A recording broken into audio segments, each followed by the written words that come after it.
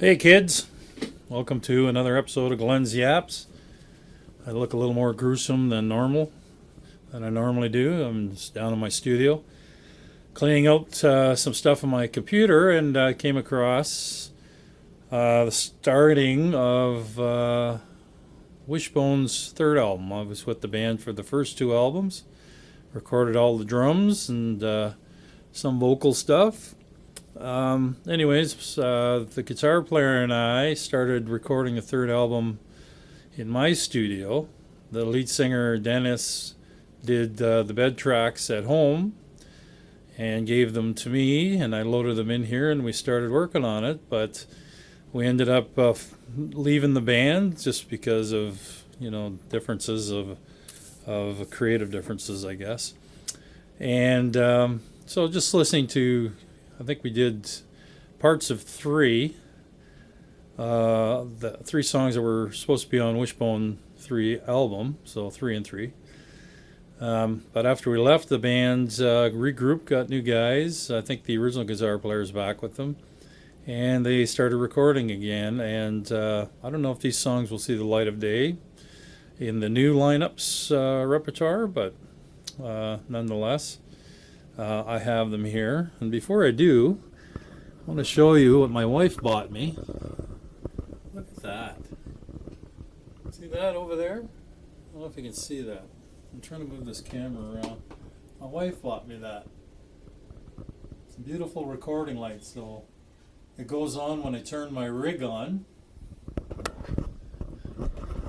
Yeah, so the recording sign goes on when I turn my rig on. She also got me one that says on the air, so I'll be using that when I do some of my Glen Yaps videos in the future. So, gotta love a wife that feeds your addiction into music gear and trinkets.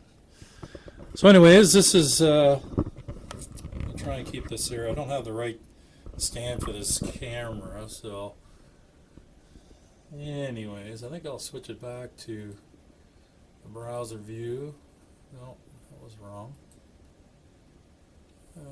Track view, sorry. And you can see the little WAV files of everything in here. Now this is not mixed by any means. It's got a few little goodies on it, but nothing is, it was just in the beginning stages. There's just a rough bass line. The drums are pretty good in there. They're probably a good take. I like to get my tracks done in one or two takes. And the odd time it takes longer. So anyways, I believe this song was Swingin' in the Dark. There's some live video of us on YouTube doing the song, because we did play a lot of these songs live before we were recording the album, which is always best because you get the feel of the song and tighten it up. Anyway, so this is Swingin' in the Dark from what was to be Wishbone 3.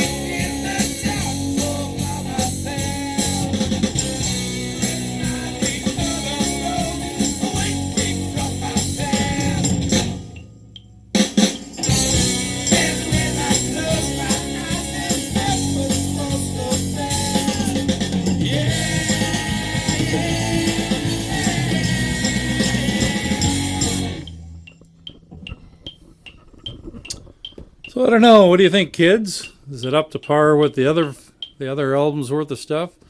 This was one of the few that I actually liked a lot when we were doing it.